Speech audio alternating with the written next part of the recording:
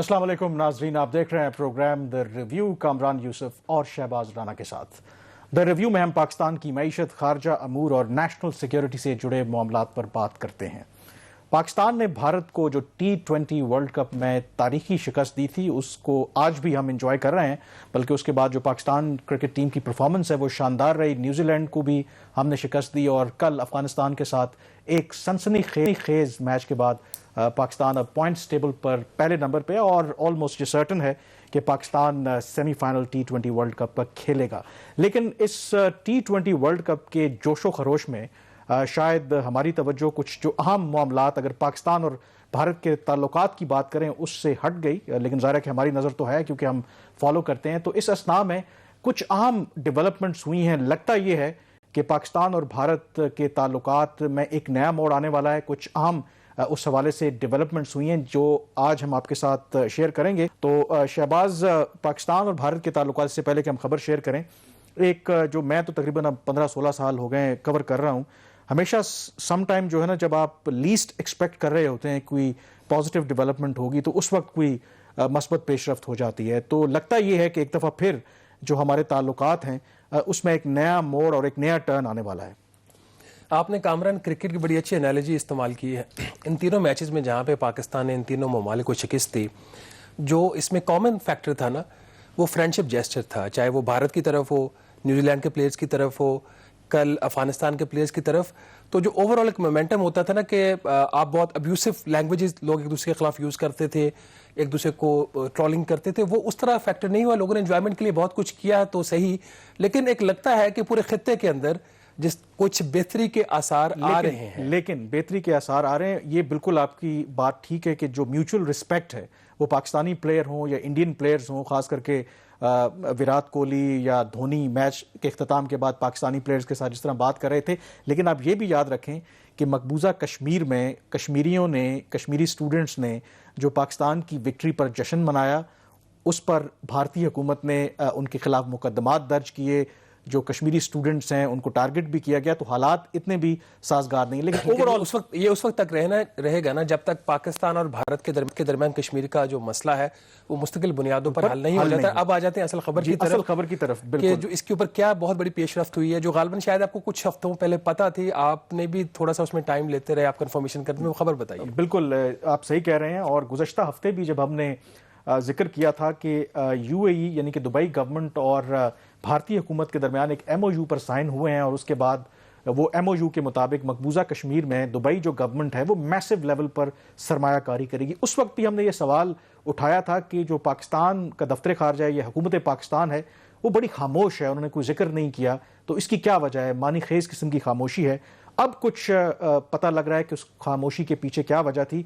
23 अक्टूबर को ही हमने देखा कि शारजा और श्रीनगर के दरमियान पहली इंटरनेशनल फ्लाइट का आगाज़ हुआ और उसमें हमने देखा कि जो मकबूजा कश्मीर के फॉर्मर चीफ मिनिस्टर हैं उमर अब्दुल्ला, उन्होंने कुछ सीरीज़ ऑफ ट्वीट्स किए। उन्होंने कहा कि माजी में भी ये एफर्ट हुई है, लेकिन अगर पाकिस्तान अपनी फ़िज़ाई हदूद इस्तेमाल करने की इजाज़त नहीं देगा इन फ्लाइट्स के लिए, तो फिर इकनॉमिकली ये जो ऑपरेशंस हैं ये वायबल नहीं है। लेकिन उसके बाद उन्होंने एक और ट्वीट किया जिसमें एक फ़्लाइट पाथ का उन्होंने पूरा नक्शा उसमें जब दिखाया तो उन्होंने हैरानी का इज़हार किया कि पाकिस्तान ने माजी के बरक्स इस दफ़ा इस फ्लाइट के लिए अपनी फ़िज़ाई हदूद को इस्तेमाल करने की इजाज़त दे दी है। और अब शहबाज, तकरीबन एक हफ्ते के बाद आप कह लें कि इस बात की हम तस्दीक कर सकते हैं कि यस, पाकिस्तान ने ये शारजा और श्रीनगर के दरमियान जो इंटरनेशनल फ़्लाइट्स का आगाज़ हुआ है उसके लिए अपनी फ़िज़ाई हदूद इस्तेमाल करने की इजाज़त दी है। और इस बात की तस्दीक खुद जो सिविल एविएशन के तर्जुमान हैं, मेरी प्रोग्राम में आने से पहले उनसे बात हुई, उन्होंने तस्दीक की है कि हमने ज़रूर इजाज़त दी है और इसकी दरख्वास्त भारतीय हुकूमत ने की थी। और उनका ये भी कहना है कि ये जो इजाज़त दी गई है ये एक मुकर्ररा मुद्दत के लिए दी गई है और जो चंद फ्लाइट्स हैं सिर्फ उन्हीं के लिए दी गई है। लेकिन ये बहुत सिग्निफिकेंट डेवलपमेंट है, क्योंकि शहबाज 2009 में, उस वक्त तो गालिबन हमारे ताल्लुकात, मौजूदा अगर ताल्लुकात देखें तो बहुत बेहतर थे, उस वक्त भी कांग्रेस की गवर्नमेंट ने यह कोशिश की कि जो श्रीनगर का एयरपोर्ट है उसको इंटरनेशनल एयरपोर्ट डिक्लेयर किया जाए और श्रीनगर और दुबई जो फ्लाइट्स हैं उनके लिए उन्होंने आगाज़ करने का ऐलान किया।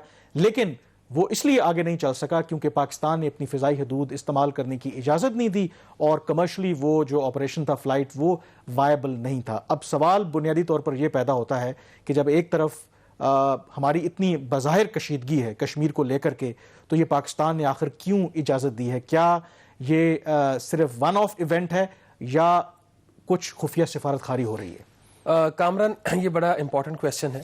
لگ تو ایسے ہی رہا تھا جیسے کچھ جگہوں سے ہمیں اشارے بھی مل رہے تھے کہ دونوں ممالک کے درمیان آئندہ آنے والے ہفتوں اور مہینوں میں برف پگھل سکتی ہے, لیکن اس میں 2-3 فیکٹرز بڑے امپورٹنٹ ہیں جس کو ہائی لائٹ کرنے کی ضرورت اس وقت ہے, اور اس کے جو ہمیں آنسرز ہیں وہ ملیں گے آئندہ آنے والے دنوں میں جب یہ ڈیولپمنٹس انفولڈ ہوں گی.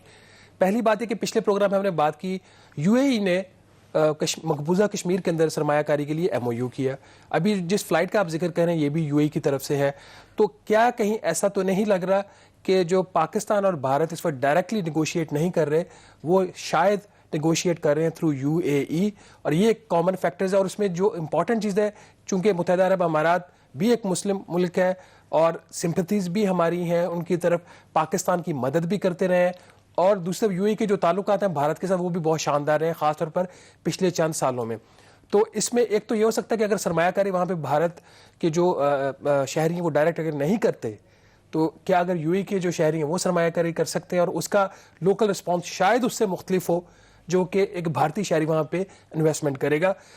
تو ایک اور اس کے اندر جو چیز کامران بڑی امپورٹنٹ ہے وہ یہ کہ 5 اگست 2019 کو جب ہم نے بھارت نے یونیلیٹرلی کشمیر کی حیثیت چینج کرنے کی کوشش کی, اپنے آئین میں جو اس نے ترامیم کی, اس کے اوپر جو پاکستان کا ریئیکشن تھا اس میں یہ بھی چیز شامل تھی کہ ہم نے ان سے جو ایئر سپیس بند کر دی, تجارت بند کر دی, جو ڈپلومیٹک ریلیشنز تھے اس کو ڈاؤن گریڈ کر دیا.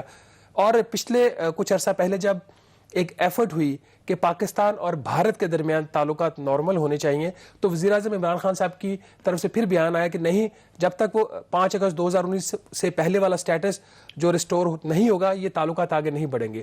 تو متنازع کشمیر کا جو ابھی ایک سٹیٹس ہے وہ اپنی جگہ ہے, 5 اگست 2019 کے جو سٹیٹس اس میں بھی کوئی تبدیلی نہیں ہوئی. تو یہ ایک بہت ہی سگنیفیکنٹ ڈیولپمنٹ ہے.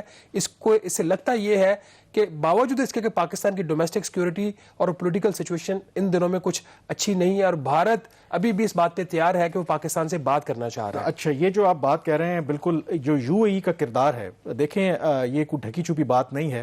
جب 25 فروری کو دونوں ملکوں نے اچانک سے ایک مشترکہ اعلامیہ آیا کہ اس میں 2003 کی جو سیز فائر ہے اس کو رینیو کیا, تو وہ جو نیگوشیشنز تھیں وہ نتیجہ تھا جو UAE نے خفیہ سفارتکاری کے ذریعے دونوں ملکوں کو قریب لایا. اور UAE کے اندر غالباً دبئی کے اندر جو ہمارے انٹیلیجنس کے سینئر افسران ہیں اور بھارت کی جو سینئر افسران ہیں ان کی کوئی خفیہ ملاقاتیں بھی ہوئیں آپس میں فیس ٹو فیس, اور ویسے بھی رابطہ تھا. ظاہر ہے وہ رابطہ بعد میں ٹوٹ گیا جب بائیلیٹرل جو ٹریڈ تھی پارشلی بحال کرنے کی بات ہوئی تو کابینہ نے اس کے حق میں فیصلہ نہیں دیا. لیکن لگتا یہ ہے کہ یہ دوبارہ جو پروسیس ہے وہ ریوائیو ہوا ہے, کیونکہ باوجود اس کے کہ ہمارے دونوں ملکوں کے درمیان ٹینشنز ہے, بیانات کا تبادلہ ہوتا رہتا ہے, لائن آف کے اوپر سیز فائر ابھی بھی اپنی جگہ پہ قائم ہے. کچھ وائلیشنز ہوئی تھیں اور ان کو دبایا گیا تاکہ ایسا امپریشن نہ جائے. اب اس کے اندر جو سب سے امپورٹنٹ بات ہے کہ میری کچھ جو سفارتی ذرائع ہیں, چند ہفتے پہلے ہی ان سے بات ہوئی تھی, تو ایک انتہائی ذمہ دار جو سفارتی جو ذرائع تھے انہوں نے مجھے بتایا کہ آئندہ آنے والے جو ہفتے ہیں یا مہینے ہیں اس میں آپ دیکھیں گے کہ دونوں ملکوں کے درمیان کشمیر کو لے کر کے اور تعلقات کو لے کر کے کوئی پیش رفت ہوگی. اب ظاہر ہے جب ہم زمینی حقائق کو دیکھیں تو ایسا نظر نہیں آتا تھا, لیکن وہ جو شخصیت تھے وہ بڑے کانفیڈنٹ تھے کہ کچھ پازیٹیو ہو رہا ہے. اور اس کی وجہ یہ تھی کہ اس سے پہلے بھارت بھی ریلکٹنٹ رہا ہے کہ ہم پاکستان کو انگیج نہیں کرنا چاہتے. تو ان سفارتی ذرائع نے مجھے یہ بتایا کہ اب بھارت کی جو سیاسی قیادت ہے ان کے درمیان یہ اتفاق رائے ہے کہ اگر پاکستان کوئی بھی قدم ہماری طرف بڑھائے گا تعلقات کو بحال کرنے کے لیے تو بھارت اس کو پازیٹیولی رسپونڈ کرے گا. اور یہ کنسنسس دہلی میں اس وقت وہ کہتے ہیں کہ موجود ہے, اور پاکستان کو بھی یہ پیغام بھجوایا گیا ہے.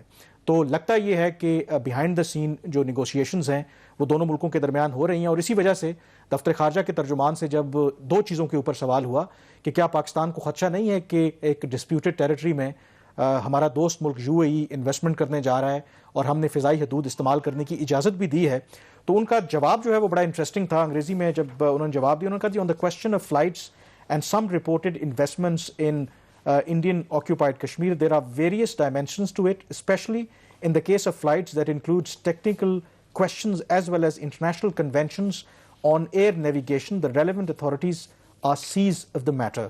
मतलब उन्होंने बराह रास्त एक तो कोई इस खदशे का इजहार नहीं किया कि यूएई वहाँ पे क्यों इन्वेस्टमेंट कर रहा है, और दूसरा जो फ्लाइट ऑपरेशंस की भी जो बात की है या फ़िज़ाई हदूद को इस्तेमाल करने की बात की है, लगता ये है कि इंटरनेशनल कन्वेंशंस और एयर नेविगेशन के पीछे छुपने की बात की गई है. तो लगता ये है कि कुछ फॉरवर्ड मूवमेंट दोनों मुल्कों के दरमियान हो रही है. और एक बात ये भी ना भूलें कि भारत ने पाकिस्तान के नेशनल सिक्योरिटी एडवाइज़र को भी दावत दे रखी है, जो अगले माह गालिबन 9 और 10 नवंबर को नई दिल्ली में अफगानिस्तान के ऊपर नेशनल सिक्योरिटी एडवाइजर का एक इजलास मिल सकता है. और उस बात की तस्दीक भी पाकिस्तानी हुकूमत ने की है कि यस, इन्विटेशन आया है, हमने जाना है या नहीं जाना उस बारे में फैसला होना अभी बाकी है.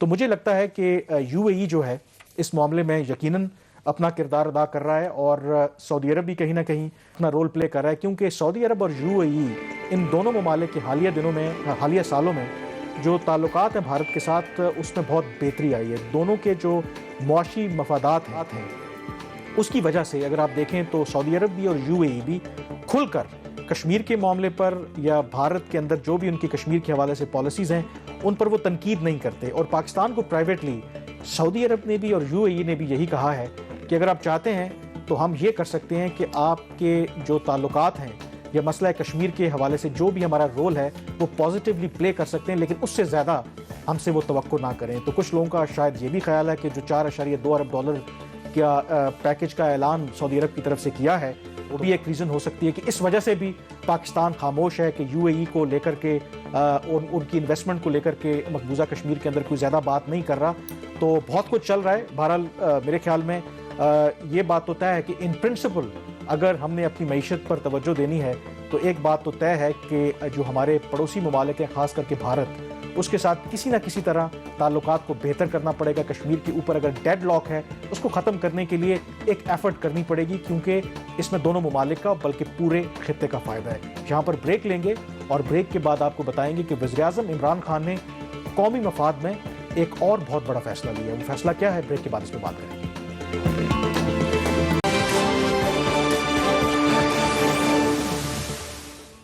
जी, ब्रेक के बाद एक दफ़ा फिर आपको खुशामदीद कहते हैं. वज़ीर-ए-आज़म इमरान खान ने कौमी मफाद में एक बड़ा फ़ैसला किया है, और वो ये फ़ैसला ये है कि जो ओगरा ने सिफारिश की थी कि तेल की कीमतों में एक दफ़ा फिर इजाफा किया जाए, उस समरी को उन्होंने मुस्तरद कर दिया. तो शहबाज, ये कौमी मफाद को हम हर जगह ले आते हैं, अवामी मफाद की तो बात होती है, तो क्या जब हम प्राइसेस पेट्रोल की इंक्रीज़ करते हैं तो इसका मतलब है कि हम कौमी मफाद में वो फैसले नहीं करते? तो लगता है कि जोश में जो ये प्रेस रिलीज ड्राफ्ट की है, उन्होंने कौमी मफाद को भी यहाँ पे भी ज़बरदस्ती जो है ना वो डाल दी है. नहीं, वो ठीक है, चले इतनी सी हम उनकी गलती छोड़ देते हैं, बाद में उनसे वास्ता भी पढ़ना है. अच्छा, इसमें अच्छी बात है प्राइम मिनिस्टर साहब के लिए कि जी उन्होंने नाज़रीन जो ओगरा ने रिकमेंड किए थे ₹11.53 फी लीटर पेट्रोल की कीमत में इजाफा, वो वज़ीर-ए-आज़म इमरान खान ने आज मुस्तरद कर दिया है. तो जो ₹150 फी लीटर जाके आपका तेल हो जाना था, वैसे 152 का जो फिगर आजकल बड़ा मशहूर है इंडिया और पाकिस्तान में, तो फिलहाल अभी उसमें जो इजाफा है वो रोक दिया गया है. और इसके साथ ही हाई स्पीड डीजल की कीमतों में भी ₹8.49 इजाफा था, वो भी वज़ीर-ए-आज़म इमरान खान ने मुस्तरद कर दिया है. वक्ती तौर पर ये खुशखबरी पाकिस्तान की अवाम के लिए बिल्कुल है, लेकिन देखने की बात यह है कि क्या ये जो हुकूमत ने फैसला किया कि तेल की कीमतों में इजाफा नहीं करना, इसके ऊपर IMF का जो रद्द-ए-अमल है वो क्या होगा. कल जब हम प्रोग्राम कर रहे थे तो कामरान हमने ये बात की थी कि 2-3 फैक्टर्स ऐसे होंगे जिससे पता चलेगा कि पाकिस्तान और IMF का प्रोग्राम होता है या नहीं होता. उसमें तेल की कीमतों में इजाफा होना या ना होना भी एक फैक्टर था. तो चले अभी देखते हैं आगे जाके क्या होता है. लेकिन ये भी तो है ना कि हुकूमत के ऊपर दबाव भी है. एक तरफ एक मजहबी जमात प्रोटेस्ट कर रही है, दूसरी तरफ अपोजिशन जमातें एहतजाज कर रही हैं, तो शायद इस मौके पर उनको मुनासिब यही लगा कि ये कीमतों में इजाफा ना किया जाए. अब दूसरी जो सवाल है, आपके ऊपर इल्ज़ाम भी है कि मुझे लगता है कि आप एक इंटरनेशनल कॉन्स्पिरेसी का एक हिस्सा हैं कि जो खबरें करते हैं आप. देखें, आपने खबर की कि रुपए की कदर को बरकरार रखने के लिए स्टेट बैंक ऑफ पाकिस्तान ने मार्केट्स में डॉलर फेंके हैं. अब उस बात की तस्दीक जो है वो वर्ल्ड बैंक ने अपनी रिपोर्ट में की है. तो ये वर्ल्ड बैंक के साथ आप मिलकर कोई पाकिस्तान के खिलाफ और स्टेट बैंक के खिलाफ साजिश कर रहे हैं. अच्छा, मुझे लगता है कि वर्ल्ड बैंक ही आपका सोर्स है, उन्होंने आपकी खबर की तस्दीक की है. पाकिस्तान में जब से ट्विटर का इस्तेमाल आम हुआ है ना, तो कई किस्म की थेरीज आती हैं. आप तो पढ़े लिखे जर्नलिस्ट, आप तो ऐसी बात ना करें. دیکھیں ہم جب خبر کرتے ہیں تو پوری کوشش ہوتی ہے کہ پوری اس کی تصدیق کریں اور اس کے بعد خبر کریں. اور جب یہ میں نے خبر کی تھی 15 سپٹمبر 2021 کو کہ اسٹیٹ بینک آف پاکستان نے اپنے ریزرو میں سے 1.2 ارب ڈالر مارکیٹ میں پھینکے روپے کی قدر کو ڈیفینڈ کرنے کے لیے. تو خبر کرنے سے پہلے میں نے اسٹیٹ بینک آف پاکستان کا بھی ورژن لیا تھا, اس وقت کے وزیر خزانہ شوکت ترین صاحب کا بھی ورژن لیا تھا. ترین صاحب نے جواب دینا مناسب نہیں سمجھا تھا, انہوں نے کہا کہ یہ اسٹیٹ بینک کا معاملہ ہے. تو ناظرین وہ جب ہم نے خبر کی اس کے اوپر ایک ریئیکشن آیا. بعد میں اسٹیٹ بینک آف پاکستان نے اپنی جو مانیٹری پالیسی اسٹیٹمنٹ ہے اس کے اندر بھی اس کا ذکر کیا کہ وہ مارکیٹ میں انٹرونشن کرتے رہے. ہمارا اس کے اوپر جو موقف تھا وہ بڑا کلیئر تھا کہ یہ جو پالیسی ہے یہ آئی ایم ایف کے ساتھ جو ہمارا معاہدہ ہوا اس کی بھی خلاف ورزی ہے. اسٹیٹ بینک آف پاکستان کی جو اپنا ایک پالیسی اس نے پبلکلی اسٹیٹ کی ہوئی ہے کہ فری مارکیٹ ہوگی, ڈالر کی جو قدر ہے وہ مارکیٹ میں ڈیمانڈ اینڈ سپلائی بھی ہوگی, اس کی بھی خلاف ورزی ہے. اور پی ٹی آئی کی حکومت جو سب سے بڑا اعتراض یہ ہوتا تھا سابق وزیر خزانہ اسحاق ڈار صاحب کے اوپر کہ انہوں نے مصنوعی طور پر ڈالر کی جو قدر ہے وہ 105 بعد میں 115 ہو گئی تھی جب پی ایم ایل این کی حکومت ختم ہوئی, وہاں پر انہوں نے محدود رکھا تھا. تو اب ڈالر کی جو ویلیو مارکیٹ ڈٹرمن کر رہی ہے.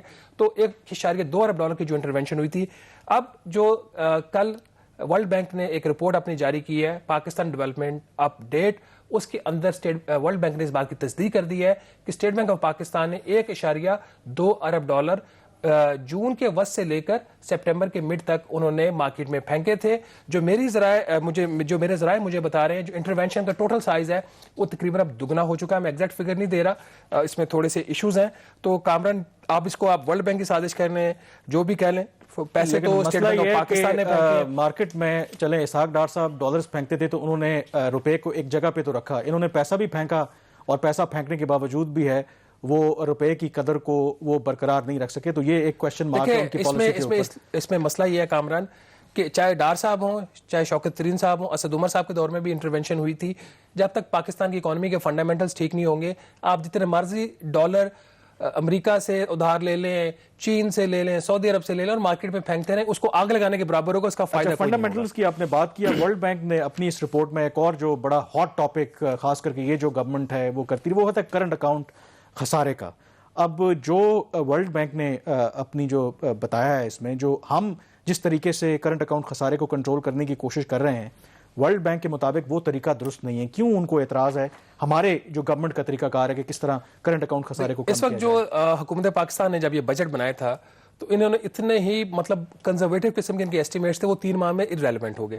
کرنٹ اکاؤنٹ کا خسارے کا ایسٹیمیٹ ان کا 2.3 بلین ڈالر تک کا تھا پورے سال کا, وہ ہم نے پچھلے پروگرام میں بتایا تھا کہ وہ ان کا تقریباً جو پہلے 2 ماہ میں ہی پورا ہو گیا تھا, بلکہ اب 3 ماہ میں جو خسارہ ہے وہ 3.4 ارب ڈالر ہو گیا ہے. تو اس کو کم کرنے کے لیے کیونکہ جب جو سالانہ اس کی جو پروجیکشن آ رہی ہے وہ 12 ارب ڈالر سے لے کے 17 ارب ڈالر کے درمیان سالانہ کرنٹ اکاؤنٹ خسارے کی پروجیکشن آ رہی ہے. تو حکومت پاکستان نے مشیر خزانہ شوکت ترین صاحب نے اناؤنس یہ کیا تھا کہ ریگولیٹری ڈیوٹیز لگائی جائیں گی تاکہ پاکستان کی جو بڑھتی ہوئی درآمدات ہے ان کو روکا جا سکے یا کم کیا جا سکے. دوسرا انہوں نے کہا تھا کہ state bank of Pakistan cash margins لگائے گی. اگین اگر آپ نے باہر سے کوئی چیز منگوانی ہے تو اس کے اگینسٹ آپ کے جو آپ کا اکاؤنٹ اس کے اندر وہ پیسے پڑے ہونے چاہیے. تو جو ورلڈ بینک کی رپورٹ آئی ہے اس کے مطابق اور وہاں پہ جو ہماری ڈسکشن ہوئی ورلڈ بینک کے اکانومسٹ کے ساتھ, یہ ایک افیکٹو ٹول نہیں ہے. ان کا یہ ماننا ہے کہ حکومت یہ کہہ رہی ہے کہ ہم نان اسینشل جو لگژری آئٹمز ہیں اس کے اوپر ہم ڈیوٹیز لگائیں گے. تو ورلڈ بینک کے جو انہوں نے اپنے نمبرز دیے ہیں اس کے مطابق 80% جو پاکستان کی درآمدات ہیں وہ کسی نہ کسی طریقے سے پیداواری شعبوں سے متعلق ہیں. تو 80% جو آپ کی درآمدات اس پہ تو آپ کوئی ڈیوٹی لگا نہیں سکتے. پیچھے ان کے خیال میں جو ایکچوئل آپ ٹارگیٹ کر سکتے ہو وہ پول ہے صرف 9 سے 10% کا. تو 9 سے 10% کی یہ وہ اشیاء ہیں جن کے اوپر ورلڈ بینک کے بقول پہلے ہی ڈیوٹیز لگی ہوئی ہیں, اور یہ ان کی پرائس اتنی میٹر اس لیے نہیں اب کرتی کہ جو لوگ ان چیزوں کو خرید رہے ہیں دے کین افورڈ اٹ. تو ان کے خیال میں یہ جو ٹول ہے یہ ٹھیک نہیں ہے. اب اس کے ساتھ وہ سولوشن بھی بتا رہے ہیں. سولوشن وہ یہ کامران بتا رہے ہیں کہ پاکستان کی درآمدات جس طرح ہم کہتے ہیں, میں بھی یہ بات کہتا ہوں, وہ کہ یہ مسئلہ, وہ کہتے ہیں یہ مسئلہ نہیں ہے. انہوں نے کہا پاکستان کی برآمدات مسئلہ ہے. اور برآمدات کی جب وہ بات کرتے ہیں وہ کہتے ہیں ہسٹوریکلی پاکستان کی جو برآمدات ہیں ورلڈ بینک کی رپورٹ کے مطابق 2000 میں یہ پاکستان کی اکانومی کا 16% آف GDP تھی. یہ اب وہ کم ہو کے ہو گئی ہیں 10%. اس کے مقابلے میں خطے کی آپ اگر اکانومیز دیکھیں تو ان کی برآمدات جو ہے پاکستان کے مقابلے میں دگنا ہے. جو ان کا امپورٹس کا ایک فیکٹر ہے, امپورٹس پاکستان کی ابھی بھی جتنا ہم کہتے ہیں بہت زیادہ ہے. وہ کہہ رہے ہیں آپ کی امپورٹس ہے 17% آف GDP. اور دنیا کے جو بلکہ خطے کے جو دوسرے ممالک ہیں بنگلہ دیش, انڈیا, ویتنام, ان کی درآمدات آپ سے بھی زیادہ ہے. تو آپ نے درآمدات کو کم نہیں کرنا, آپ نے برآمدات کو بڑھانا. تو یہ ان کا ایک سلوشن ہے. جو ویتنام کا آپ نے ذکر کیا نا, تو ویتنام کا اگر آپ 15-16 سال پہلے چلے جائیں تو ویتنام کی معیشت اور پاکستان کی معیشت بالکل ایک جیسی تھی. ان کی بھی ایکسپورٹ سٹیٹک تھیں. انہوں نے کیا کیا کہ انہوں نے اپنی امپورٹس, یہ جو ڈیوٹیز تھیں وہ کم کر دیں, اور اس کا نتیجہ کیا نکلا کہ آج اگر آپ دیکھیں جب انہوں نے لبرلائز کیا اس سے ان کی مارکیٹ میں کمپٹیشن آیا, ان کی ایکسپورٹس بڑھیں, اور آج ان کی ایکسپورٹس 15-20 سال پہلے وہ پاکستان کے ساتھ کھڑے تھے, آج ان کی جو ماہانہ ایکسپورٹس ہیں وہ پاکستان کی سالانہ ایکسپورٹ سے زیادہ ہیں. تو اس کا مطلب ہے کہ جو ورلڈ بینک جو آپ کو بتا رہا ہے کہ آپ اپنی مارکیٹ کو اوپن کریں, کھولیں, جب فار دا ٹائم بینگ آپ کو ضرور یہ لگے گا کہ جو آپ کی لوکل مارکیٹ ہے اس کو ہٹ ہو رہی ہے, لیکن سروائیول آف دا فٹسٹ والی بات ہے, پھر جو کمپیٹ کریں گے وہی رہیں گے, اور آپ کی ایکسپورٹس جو ٹھیک ہے. Over a period of time ہر حکومت نے درآمدات کو روکا ہے اور برآمدات کو انہوں نے بڑھانے کی کوشش کی ہے, لیکن اس کا نتیجہ یہ نکلا جو انہوں نے میز لیے برآمدات بڑھنے کی بجائے وہ جو پاکستانی سرمایہ کار ہے, صنعت کار ہے, اس کو فائدہ ہوا. باہر سے چیزیں جو سستی اور کوالٹی کی آ رہی ہیں وہ نہیں آئیں, اور انہوں نے کم کوالٹی کی اشیاء مہنگے داموں پر بیچی. کنزیومر کا نقصان ہو رہا ہے. ایک چلتے چلتے ایک اور بات کریں, پاورٹی والا. کل ناظرین پرائم منسٹر آف پاکستان نے ٹویٹ کیا تھا کہ پاکستان میں جو غربت ہے وہ کم ہو رہی ہے, اور انہوں نے اسی رپورٹ کا انہوں نے ریفرنس دیا تھا جو آج ہم پروگرام میں ڈسکس بھی کر رہے ہیں, کہ جو پاورٹی کا فگر ہے $1.90 پرچیزنگ پاور پیرٹی 2011 کی ہے, اس کے مطابق یہ جو ریشو تھی وہ 5.3% تھی 2020 میں, وہ کم ہو کر ہو گئی ہے 4.8%. تو اس کے اوپر وزیر اعظم عمران خان صاحب کا یہ کہنا ہے کہ یہ حکومتی پالیسیوں کا نتیجہ ہے. لیکن اسی رپورٹ کے اندر ایک جملہ, اسی جہاں پہ ورلڈ بینک یہ بتا رہا ہے کہ یہ غربت کی شرح کم ہوئی, جو کہ بالکل ان کے خیال میں کم ہوئی ہے, اس کے آگے انہوں نے ایک جملہ لکھا ہے, وہ میں پڑھ دیتا ہوں. وہ یہ ہے, however this change is not statistically significant and downside risk arising from lockdown induced disruptions to employment and high food inflation remain. مطلب یہ کہ غربت میں یہ کمی تو ہوئی ہے لیکن اس کے بڑھنے کے بھی چانسز ہیں. تو اس حوالے سے ہم اس رپورٹ کو مزید ڈسکس کریں گے. ہمیں جوائن کریں گی ورلڈ بینک کی ایک اکانومسٹ. اسٹے ود اس.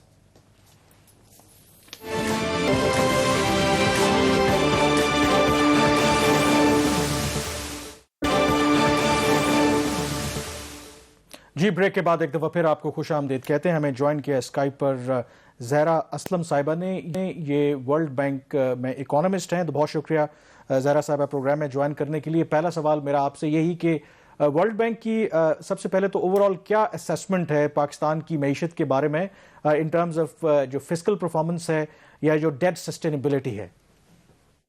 السلام علیکم, thank you for having me on your show.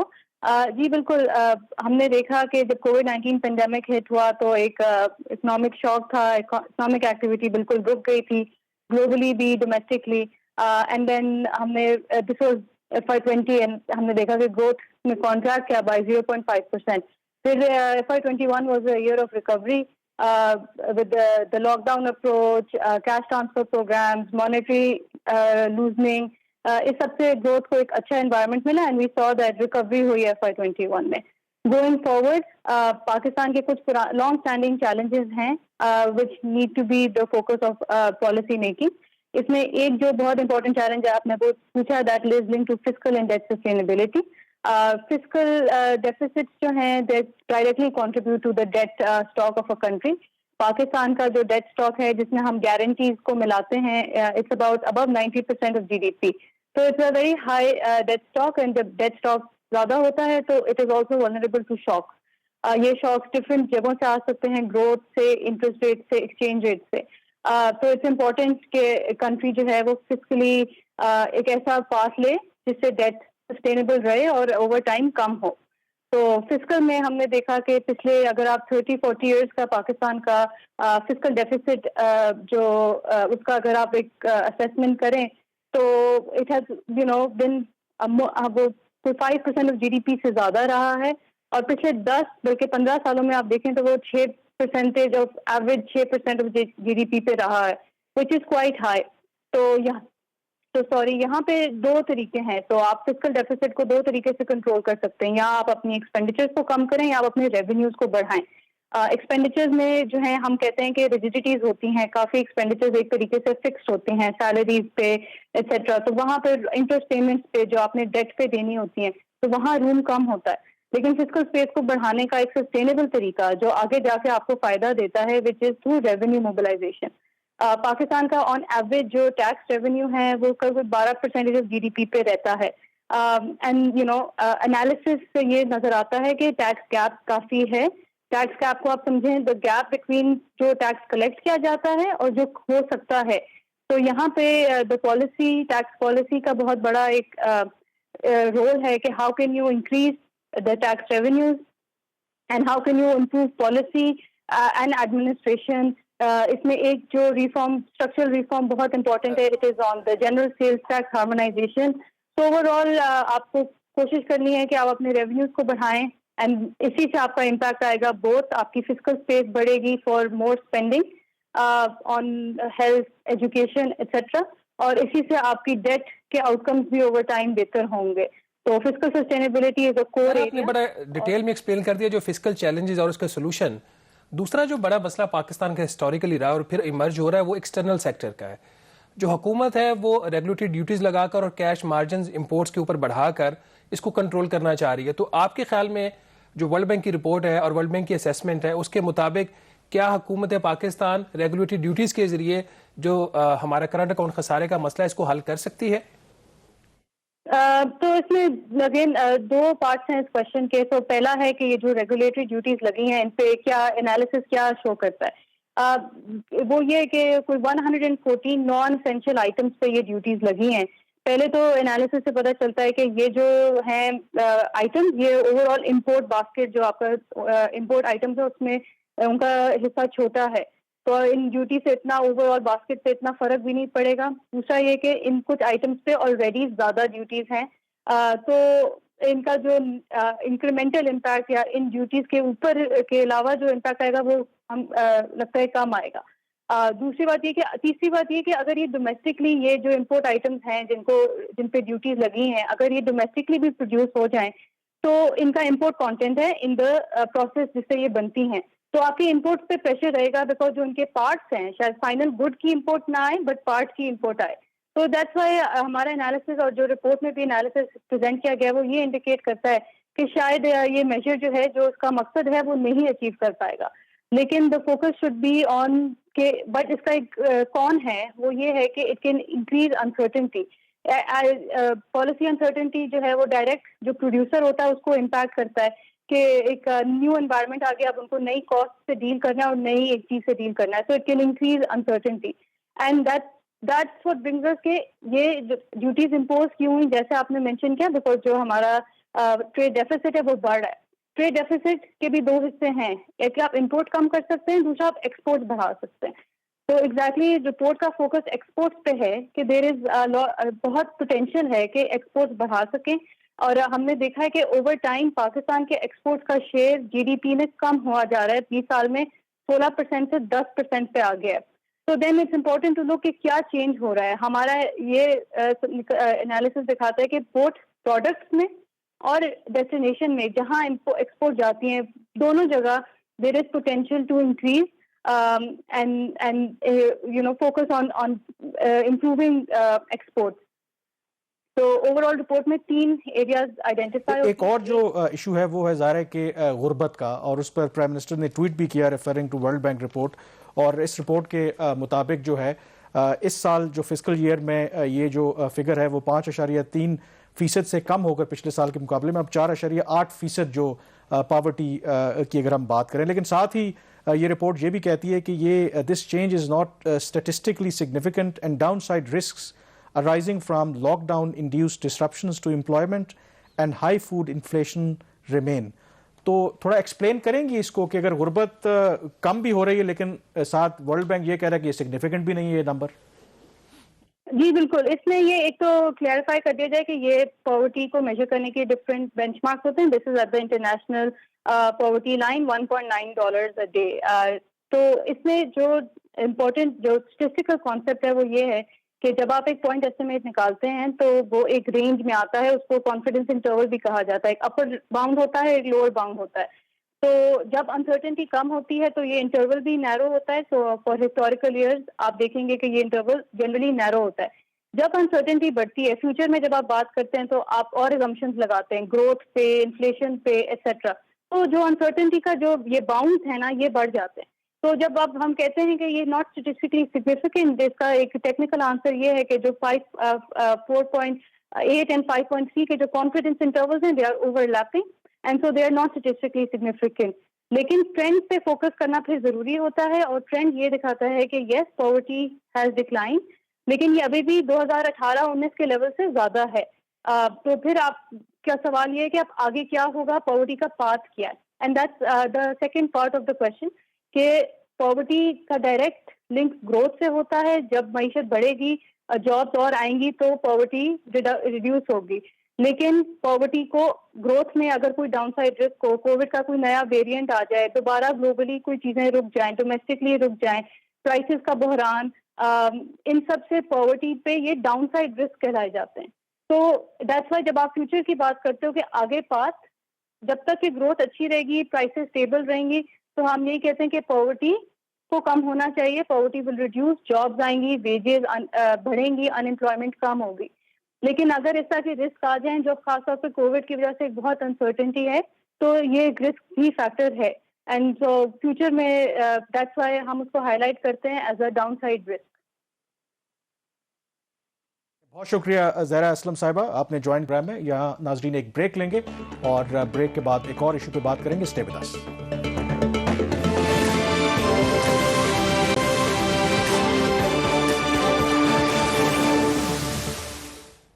G break کے بعد ایک دفعہ پھر آپ کو خوش آمدید کہتے ہیں. سعودی عرب نے جو $3 ارب اسٹیٹ بینک میں جمع کروائے ہیں, یقیناً اس سے جو ہمارے فارن ایکسچینج ریزروز ہیں وہ تھوڑے بہتر لگ رہے ہیں. لیکن اسٹیٹ بینک آف پاکستان نے جو اپنی فائنینشیل اسٹیٹمنٹ کل جاری کی ہے اس میں کچھ انٹرسٹنگ ایسپیکٹس ہیں. تو شہباز, کیا بظاہر تو آن پیپر آن نمبرز جائیں, ظاہر $3 بلین اگر آپ کے ایڈ ہوتے ہیں تو پوزیشن تو بہتر لگتی ہے, لیکن آن گراؤنڈ ان ریالٹی کیا سچویشن ہے ہمارے جو غیر ملکی زر مبادلہ ہیں؟ کامران, ہم ایک بات ہمیشہ کہتے ہیں کہ پاکستان کے جو غیر ملکی زر مبادلہ کے ذخائر اسٹیٹ بینک آف پاکستان میں پڑے ہوئے وہ پاکستان کے نہیں ہیں, وہ مانگے ہوئے ہمارے ذخائر ہیں.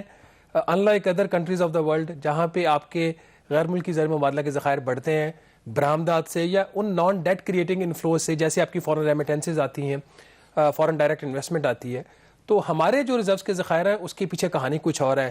ہمارے ریزروز جو بڑھے ہیں وہ چین کی مدد سے, سعودی عرب کی مدد سے, متحدہ عرب امارات کی مدد سے, یا کسی وقت میں ہم نے غالباً ٹرکی سے بھی کوئی $700 ملین لیا تھا, یہ پرانی بات ہے.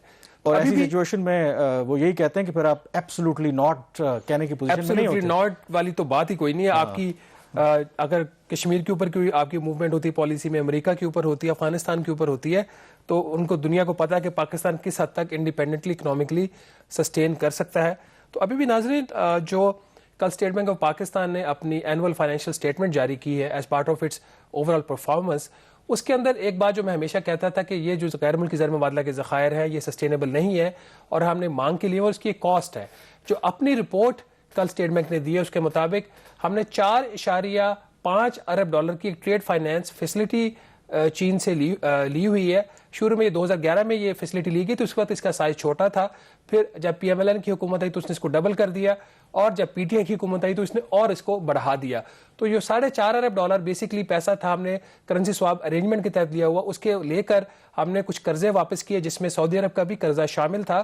جب سعودی عرب نے پاکستان کی پہلے مدد کی تھی 2018 میں, تو اس کے اوپر جو اسٹیٹ بینک آف پاکستان نے سود ادا کیا صرف ایک سال میں وہ 26.1 ارب روپے ہے. ایک سال کے اندر صرف $4.5 ارب کی جو ٹریڈ فائنینس فیسلٹی ہے. اس کے علاوہ اسٹیٹ بینک آف پاکستان میں کچھ ڈپازٹس بھی فرینڈلی کنٹریز کے پڑے ہوئے ہیں, اس کے اوپر بھی کوئی 16 ارب روپے کا سود ہم نے ادا کیا ہے. تو 42 ارب روپیہ صرف ڈپازٹس اور ٹریڈ فائنینس فیسلٹی کے اوپر سود دیا ہے. اگر یہ ریزرو جو ہیں وہ حکومت پاکستان کی اپنی کاوشوں سے بنتے, جس میں پی ٹی آئی کی حکومت بھی شامل ہے, پی ایم ایل این کی بھی اور پاکستان پیپلز پارٹی کی بھی, تو یہ 42 ارب سالانہ جو ہم نے سود دیا ہے یہ ہمارا بچ جاتا ہے. اور دوسری ایک چیز اور امپورٹنٹ ہے کامران, وہ یہ ہے کہ $17 ارب ابھی چونکہ سعودی عرب والے پیسے اس نے اناؤنس نہیں کیا اسٹیٹ بینک نے ٹرانسفر ہوئے ہیں یا نہیں, اس وقت جو ہمارے غیر, میں نے دیکھا تھا کہ کچھ اناؤنس ہوا تھا کہ ٹرانسفر کر دیے, اگر آ جائیں گے تو $20 ارب, نہیں آئیں گے تو $17 ارب. 17 अरब डॉलर में से जो मोटी बात है, $4.5 अरब ये माइनस कर दें, $4 अरब का सेफ डिपॉजिट और हमने चीन ने हमारे पास रखवाया है उसको माइनस कर दें, फिर कोई $4.9 अरब जो हमारे प्राइवेट पाकिस्तानी सिटीजन्स के पैसे कमर्शियल बैंकों में पड़े हुए वो स्टेट बैंक ऑफ पाकिस्तान ने उधार लिए हुए हैं उसको माइनस कर दें, $2 अरब मुत्तहदा अरब अमारात का वापस कर दें, तो जो पीछे बचते हैं वो कुछ नहीं बचता। और अभी मैंने इसमें वो नंबर माइनस नहीं किए ताकि सूरत ज़्यादा गंभीर ना आपको लगे।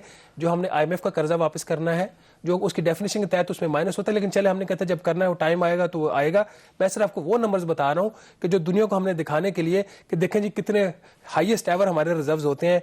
13 अगस्त 2021 को state bank of Pakistan governor ने खुशखबरी दी थी, ये उसकी हैसियत है। चलें, आप डॉलर्स की वो बात करें, हमारे जो 17 या 20 अरब डॉलर हमारे स्टेट बैंक के पास पड़े हुए। और इंटरेस्टिंग स्टोरी है कि इलॉन मस्क जो हैं, आप जानते हैं कि टेस्ला कंपनी के मालिक हैं जो इलेक्ट्रिक गाड़ियां बनाते हैं, तो ये एक रिपोर्ट आई है कि अब वो तारीख में दुनिया के सबसे अमीर तरीन आदमी बन गए हैं।